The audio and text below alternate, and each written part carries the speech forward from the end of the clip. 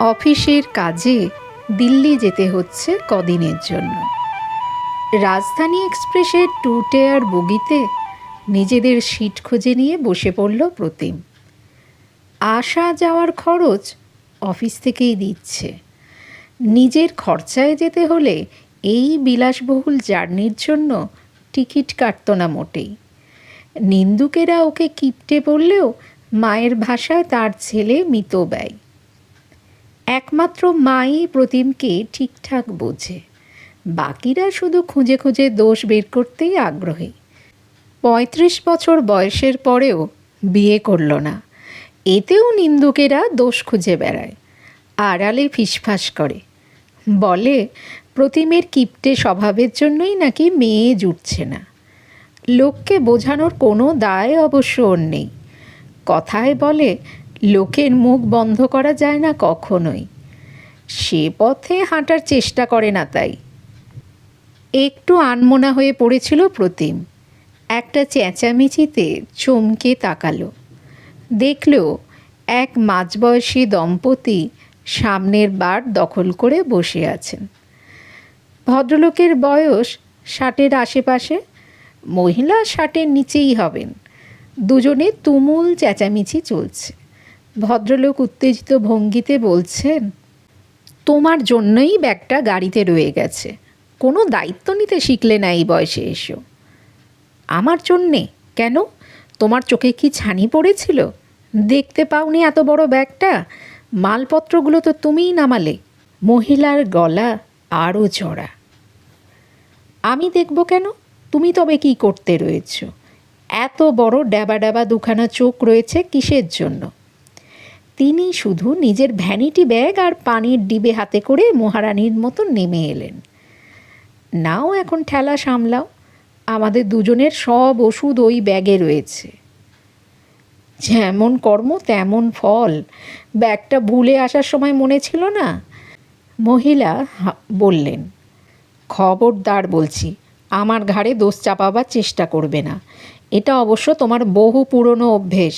বেকায়দায় পড়লেই সব দোষ আমার হয়ে যায়, শয়তানি বুদ্ধি যত। ভদ্রলোক বাঁকা হাসিতে কথার হুল ফোটালেন। আমাকে শয়তান বলা হচ্ছে? স্বার্থপর বদমাস, সারা জীবন শুধু ভুগেই গেলে, এখনও এই বয়সে এসেও শান্তি নেই। ভদ্রমহিলা মহা চটেছেন। প্রতিম অবাক হয়েছিল, বুঝতে পারছিল না ট্রেনের কামরাকে তারা নিজেদের বাড়ির বেডরুম ভাবছেন নাকি। এতটুকু শালীনতা বোধ নেই। এই হলো বিবাহিত জীবনযাপন করার কুফল। সাধে কি বিয়ে করতে সাহস হয় না? তাদের ঝগড়া আরও কত দূর গড়াতো কে জানে। প্রতিমকে তাকিয়ে থাকতে দেখেই হয়তো রণে ভঙ্গ দিলেন। দুজনেই গুম হয়ে বসে আছেন। চোখের সামনে এভাবে সব সময় দাদা বৌদির অশান্তি দেখে দেখে বিয়ে ব্যাপারটার ওপর থেকে বিশ্বাস হারিয়ে ফেলেছে প্রতিম। এত ঝগড়াঝাঁটি, চেঁচামেচি, পরস্পরকে দোষারোপ, কথার হুল ফোটানোই যদি বিয়ের আর এক নাম হয়, তবে এরকম সম্পর্ক থেকে 7 হাত দূরে থাকতে চায়। এর চেয়ে এখনই বেশ ভালো আছে, শান্তিতে আছে। দাদার মতো মোটে 40 বছর বয়সেই মাথার চুল পাকিয়ে ফেলতে চায় না। বিয়েতে ফোবিয়া আছে বলেই মেয়েদের থেকেও খুব সাবধানে দূরত্ব বজায় রাখে।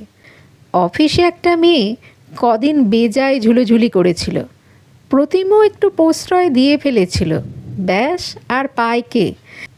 দিন কয়েক যেতেই আসল রূপ ধরল মেয়েটা। সে কি খবরদারি! রেড পরবে না, ব্লু পরো, চেক নয় স্ট্রাইপড পরো, চুলে সিথি করবে না, ব্যাক ব্রাশ করো, এটা খাবে না ওটা খাবে না তো আছেই। এমনকি প্রতিমের এতকালের বন্ধু সিগারেটটাও ছাড়ানোর জন্য এমন জোড়াজুড়ি শুরু করলো যে অতিষ্ঠ হয়ে সিগারেটের বদলে মেয়েটাকেই আউট করে দিল প্রতিম। এরপরে যে শান্তিটা পেয়েছিল এখনও ভোলেনি। শুধু মায়ের জন্য একটু খচখচ করে। মা প্রতিমের বিয়ে দেওয়ার জন্য উঠে পড়ে লেগেছে। প্রতিম একা আছে, কষ্টে আছে বলে প্রায়ই চোখের জল ফেলে মা। কিন্তু মাকে কে বোঝায় প্রতিমের চেয়ে সুখী আর কেউ নয়। স্ন্যাক্স দিয়ে গিয়েছিল, খেতে খেতে আর চোখে প্রতিম দেখল দুজনেই এখনও গুম হয়ে বসে আছেন। একটু পরে খেলেন অবশ্য, অল্প করে, তবে দুজনে কথা বলছেন না আর। বাঁচা গেছে। রাত বাড়তে রাতের খাবারও এসে গেল। ভদ্রলোক আর মহিলা চুপচাপ রাতের খাওয়া সারলেন। প্রতিমও খাওয়া সেরে এক ফাঁকে ট্রেনের দরজার পাশে গিয়ে দিনের শেষ সিগারেটে সুকটান দিয়ে এসে নিজের বিছানা করতে শুরু করল। ঘুম পায়নি যদিও, ট্রেনে ঘুমোতে পারে না সে, কিন্তু কী আর করার আছে, শুয়ে শুয়ে একটা বই পড়ে সময় কাটাতে হবে। এই যে মিস্টার, ভদ্রলোকের গলা শুনে ফিরে তাকালো প্রতিম। কিছু বলছেন? তিনি একটু অপ্রস্তুত মুখে ইতস্তত করে প্রশ্ন করলেন। আপনার নামটা কি? একটা কথা ছিল। প্রতিম আমার নাম। বলুন কি হয়েছে? বলছি মিস্টার প্রতিম, লোয়ার বার্থটা যদি আমাদের ছেড়ে দেন খুব ভালো হয়। তবে আপনি এপাশে আমার আপার বার্থটিতে শুয়ে পড়তে পারেন। প্রতিম কিছু বলার আগেই মহিলা বলে উঠলেন, এই ছেলেটাকে আপনি বলছো কেন? তারপর প্রতিমের দিকে তাকালেন মহিলা। তুমি অনেক ছোট, তাই আপনি বলতে পারছি না বাবা। তোমার লোয়ার বার্থটা যদি আমাদের ছেড়ে দাও খুব উপকৃত হব।